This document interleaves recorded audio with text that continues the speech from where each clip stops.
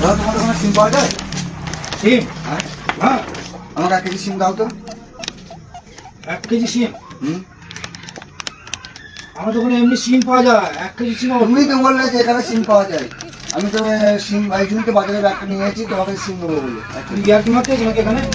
এখন আমার যাওয়া পাচ্ছে না, এটা দেখে মনে হচ্ছে যেটা সবজির দোকান। আরে দাদা আপনি তো এখনই বললেন যে সিমটা পাওয়া যায়, আমি তো ওই জন্যই তো ব্যাগটা নিয়ে এসেছি যে আপনার দোকানে সিম পাওয়া যাবে, আমি মোবাইলে সিম পাওয়া যাবে। আমি তোমাকে বলেছি যে আপনি বাজারে সিম পাওয়া যাবে বলি।